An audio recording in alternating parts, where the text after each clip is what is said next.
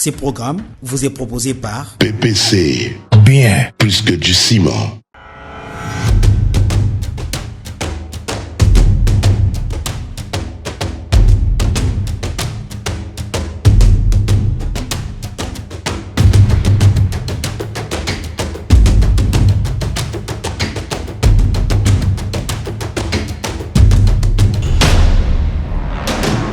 Mesdames et messieurs, merci de nous faire confiance et bienvenue à ce nouveau numéro de votre émission Sassa Débat, un débat démocratique et sans détour. Dans un entretien exclusif sur France 24 et RFI, le président de la République démocratique du Congo, Félix Antoine Tshisekedi Tshilombo, affirme sans peur au ventre, je les cite, « Les élections présidentielles et législatives prévues en décembre 2023 auront lieu en temps et en heure. » Fin des citations. Avis et considérations du président Félix Antoine Tshisekedi Tshilombo, moins partagés par ses détracteurs, notamment l'opposition et les camps de l'ex-président Joseph Kabila Kabange, qui crient au préalable de la transition sans Tshisekedi.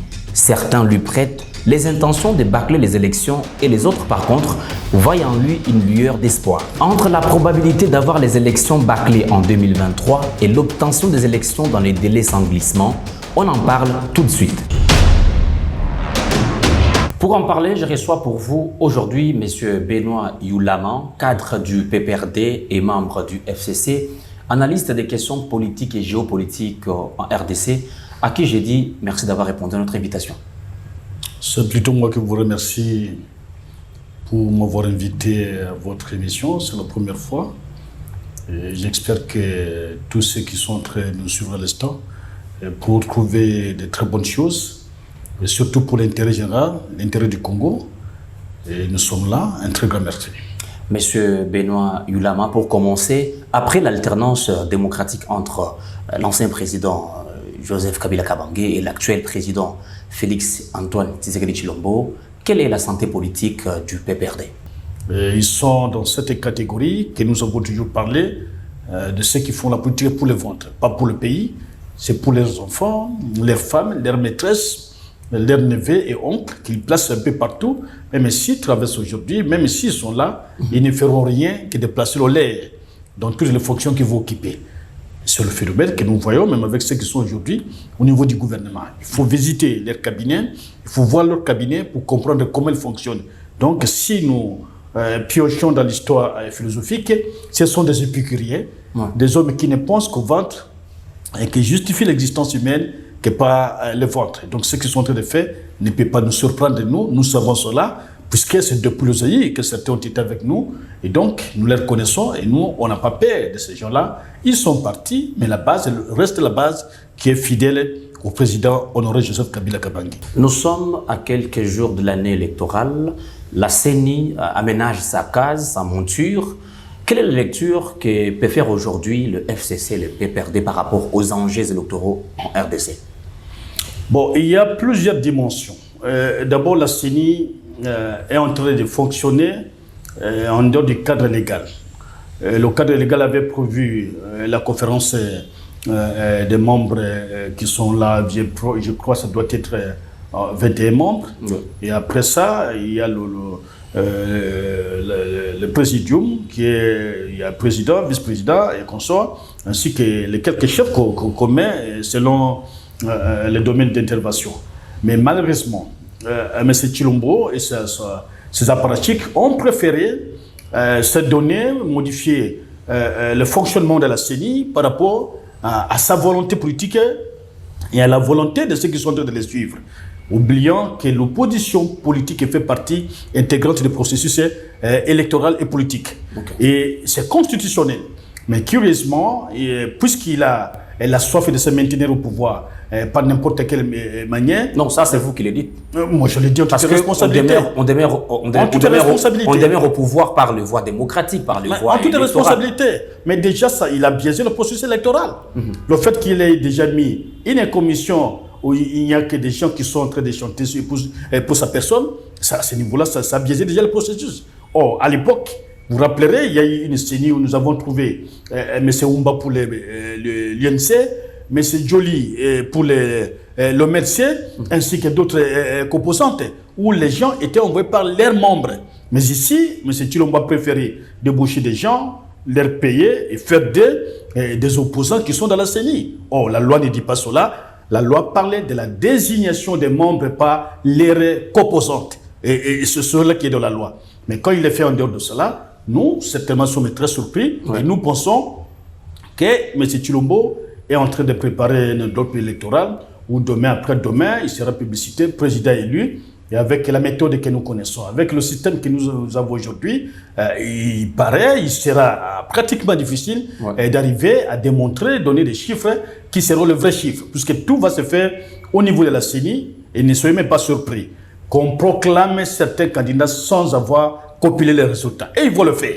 Et les gens qui nous disent que l'UDPS et son chef sont prêts à tout détourner, à tout changer la configuration électorale, ce sont des gens qui sont dans l'union sucrée. Vous l'appelez sacré, mais c'est l'union sucrée. Les gens sont en train de chercher un peu du miel et tout ce qu'il y a comme goût là-bas, et c'est ce qu'ils sont en train de faire. Et comme eux-mêmes nous disent cela, nous devons prendre cela avec beaucoup de conséquences. Est-ce que techniquement, le terrain est-il propice pour les élections en 2023 ? Avec la formation des opérateurs de saisie, l'enrôlement et toutes les phases qui doivent s'en suivre. Bon, techniquement, il me paraît très difficile que nous ayons des élections l'année prochaine. Expliquez-vous. Et simplement puisque, d'abord, l'enrôlement, depuis que nous avons commencé nos cycles électoraux, se font une année avant l'année électorale. Ça, c'est le premier élément qu'il faut que l'opinion retienne. La deuxième chose, c'est qu'au moment où nous parlons, la CENI serait encore soit en train de recruter ou dans la formation des formateurs. Il y aura des grands formateurs, des gens qui ont un certain niveau, qui vont descendre, former d'autres personnes qui seront parmi les recrutés. Troisième élément, c'est qu'au moment où nous parlons, la CENI continue encore à construire des entrepôts pour stocker les machines qui arriveraient de la Corée du Sud. Il n'y a pas longtemps, on a parlé d'une dame vice-présidente qui est partie en Corée visiter l'usine qui produit des machines.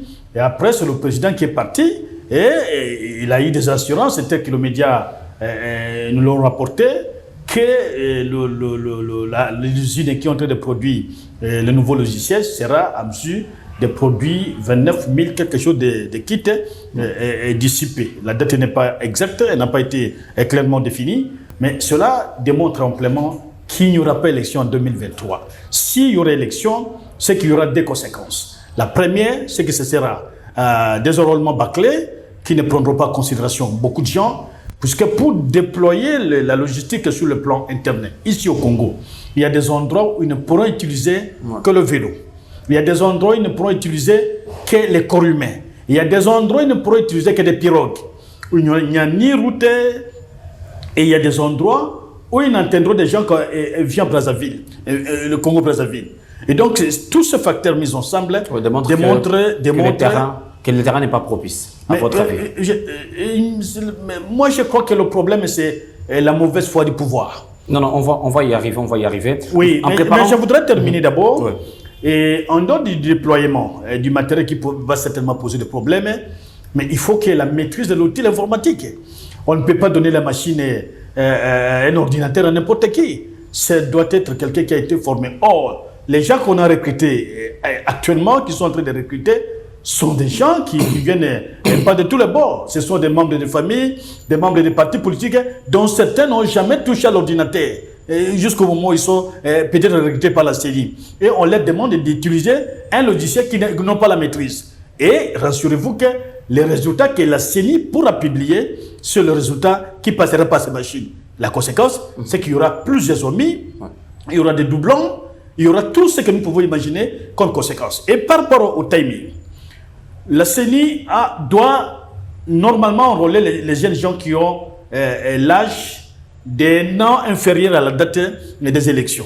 C'est-à-dire ceux qui ont 17 ans, au moment où nous parlons, seront enrôlés puisqu'il y aura des élections en 2023. Or, l'enrôlement qui a été annoncé pour le mois de septembre n'a pas eu lieu, le mois d'octobre n'a pas eu lieu, le mois de novembre n'a pas eu lieu, et qui est presque d'ici quelques jours va se terminer, et on l'annonce maintenant au mois de décembre. Et donc, si on commencerait au mois de décembre, avec l'impact des manifestations, des festivités de fin d'année, et je ne crois pas que la CENI, même on déploie les machines dans les 9 provinces, pourra atteindre même 10 millions de personnes. Or, les projections actuelles sont passées de 45 millions à 65 millions ou 70 millions de populations enrôlées. Alors, les 2 derniers mois, donc le mois de décembre de 2003 et novembre et décembre 2003 sont censés être les mois où il n'y aura que des questions purement administratives. Or, si la campagne doit commencer, elle doit commencer vers le 15 novembre de l'année prochaine. Et au niveau de l'enrôlement fait toujours 6 à 8 mois pour enrôler des gens. Alors, dis-moi un peu par quel mécanisme. Là où il y aura des machines qui vont tomber en panne, là où il y aura un problème électrique, là où il y aura un problème totalement de formation des gens qu'on va envoyer, qu'on a recrutés. Tout ça, ce sont des problèmes trop sérieux. Et aussi, des zones presque grises qui sont occupées par différentes forces négatives que nous connaissons à travers le territoire national. Et donc, ce sont les indicateurs qui nous préviennent, nous qui connaissons comment fonctionne la CENI, qu'il sera difficile qu'une élection transparente, démocratique, libre et liée donc en 2023. Donc, ce que fait la CENI aujourd'hui, ce sont des simulations. Aller dans les 9 provinces, commencer à déployer déjà le matériel maintenant. Mais le matériel n'est pas encore déployé. Il est encore à Kinshasa, on cherche encore à construire des entrepôts. C'est-à-dire les entrepôts n'existaient plus. Mesdames et messieurs, vous suivez Ça débat et bienvenue à la seconde partie de votre émission. Nous sommes sur ce plateau avec M. Benoît Youlama, cadre du PPRD et membre du FCC, analyste des questions politiques et géopolitiques en RDC. M. Benoît, lorsqu'on préparait cette émission, vous, en tant que cadre du FCC, vous affirmez que ce serait un miracle pour obtenir les élections en 2023 et vous préconisez un dialogue selon votre schéma. Quels sont les préalables de ces dialogues que vous préconisez? Oui, et le dialogue n'est même pas préconisé, c'est une demande que l'opposition y a formulée pour que nous puissions régler les questions liées aux élections. Même si l'opposition est divisée. Oui, mais c'est naturel, c'est tout à fait normal, mais la balance va se pencher du côté où il y a le maximum d'opinion. Et nous en avons, puisque c'est le FCC qui a dirigé le pays par le passé, qui connaît comment les enjeux électoraux fonctionnent. Ce n'est pas d'autres formations politiques, mais je ne crois pas que nous sommes divisés jusque-là, et pas du tout. Mais c'est plutôt le pouvoir qui voudrait présenter cette dimension pour tenter de faire le forcing. Et je dis que nous avons des craintes, mais par rapport au processus, puisqu'on a biaisé la loi électorale au niveau de l'Assemblée nationale, elle a été traitée de manière individuelle, on n'a pas pris en considération les avis de l'opposition. Or, la loi demande qu'il y ait une collaboration et définir les acteurs. Si les acteurs ont été définis, M. Tshisekedi ne peut pas contourner la matrice qui a été définie par la loi. Il doit la respecter. Et pour cela, en termes de préalables, nous estimons que cette composition de la CENI ne nous inspire pas confiance. Il faudrait absolument la changer. Et nous estimons aussi que la Cour constitutionnelle, qui est devenue presque une boutique de famille, ne nous inspire pas confiance. Il faut requalifier tous les juges qui sont là et d'une manière consensuelle, d'une manière en tout cas cordiale, arriver à changer cette configuration, donner de nouveaux juges à la Cour constitutionnelle pour que ces juges-là fassent le travail que l'État et la population congolaise entendent d'eux. C'est ce que nous recherchons. Et ça ne demande pas qu'il y ait un gouvernement d'union nationale, ça ne demande pas qu'il y ait de longues consultations, ça peut se faire dans 3, 4 ou une semaine, 3 jours, 4 ou une semaine, et c'est fini, tout est réglé. Nous sommes des Congolais. Mais vous avez affirmé, lorsqu'on préparait cette émission, que Tshisekedi n'est plus crédible sur le plan diplomatique. Et pourtant, les différents voyages produisent maintenant des résultats. Et il n'est pas crédible. Je crois que c'est ce que moi j'ai dit. Je ne vois rien de sérieux dans le chef de M. Tshisekedi. M. Tshisekedi, c'est presque un homme qui n'écoute personne. Même au sein de son propre cabinet, nous avons des échos qui n'écoutent pas. Et nous l'avions gratuitement, d'une manière tout à fait, en tout cas, même gracieuse, donné des conseils sur la situation globale de la guerre. Il n'avait pas entendu. Il nous a ramené le M23. Comme l'avait fait son défunt papa lors du dialogue intercongolais où nous avait amené l'ACLD. Vous affirmez que Tshisekedi a ramené le M23. Mais je dis que c'est lui qui nous a amené M23. Vous avez des preuves. Mais quelles preuves vous cherchez? Est-ce qu'il y avait M23 après 2013? Il n'y en avait plus. C'est lui qui est parti vers Kagame. Il lui a accordé autant d'avantages. Ne s'échappe peut-être pas que Kagame ne visait pas que seul le minerai. Kagame a besoin d'un espace au Congo pour créer un Tousland où il mettrait tous les enfants qui sont en train de pondre presque tous les jours en quantité à Kigali pour que ces enfants profitent du sol congolais. Mais nous, Congolais, nous refusons cela. Nous n'acceptons pas ça. L'un des membres de l'opposition, Martin Fayoulou, préconise une transition sans Tshisekedi. Bon, nous sommes en démocratie. Les prétentions de M. Fayoulou sont inversées dans le panier de la démocratie. Il a exprimé son point de vue. Vous voulez partager ce point de vue? Mais je crois qu'il y a des choses qu'on va discuter. C'est pas puisqu'il a déclaré que cela sera automatique, mais nous estimons que le mandat présidentiel de 5 ans, ce qu'il a dit, c'est tout à fait constitutionnel. Il n'y aura pas un autre mandat de 5 ans, à moins que nous ayons changé la Constitution. Mais nous estimons que puisque le pouvoir actuel est en tout cas plus dans l'opulence, dans la jouissance et dans la justification, nous estimons que ce pouvoir ne rassure plus. Même si on laisse à M. Tshilombo 100 ans, il ne va tourner que dans la justification, dans les voyages. Et quand vous parlez de la diplomatie, je ne sais pas qu'est-ce qu'il a ramené. Puisqu'un peu partout, il a tenté de vendre son image pour qu'il ait une certaine crédibilité sur le plan international. Mais rassurez-vous qu'il a cherché à rencontrer l'actuel président et même l'ancien président des États-Unis. Et il aurait même versé autant de millions à un lobby pour que le lobby arrive à le faire passer à la Maison-Blanche. Il n'y est jamais passé. Mais nous avons vu, diplomatie. Nous avons vu la rencontre. Nous avons vu l'accolade entre Donald Trump et Tshisekedi. On a vu l'accolade qui a presque fait le tour. Quelle accolade entre Trump et Tshisekedi? La discussion. Avec l'actuel président. Mais c'est en dehors de l'Amérique. Parce qu'en termes de dette extérieure, le président Kabila avait presque posé la dette extérieure, qui était à une hauteur de 14 milliards de dollars. S'il y a eu échelonnement, c'est que c'est une petite partie de la dette qu'on a échelonnée, comme les Occidentaux n'aiment pas toujours libérer le tiers-monde. Alors maintenant, lorsqu'on entre dans les fonds, on dit la Banque mondiale et le FMI nous prêtent 1,5 milliard de dollars. Mais l'argent qu'on a volé ici, dans les programmes de 100 jours, c'est plus que 1 milliard de dollars. Tout ce qui est arrêté, les diamants, les consorts, au moins ceux-là, on a entendu des justifications. Mais ceux qui ont fait des sauts de moutons ont problème ici, où il y a des trous partout. Ils ont été arrêtés? Tous sont libres. Dernière question pour vous, Monsieur Benoît Youlama. Face aux retards et aux incertitudes, nous nous retrouvons dans la deuxième hypothèse préconisée par la société civile, notamment les dialogues. À votre avis, quelles seraient les grandes orientations de ces dialogues?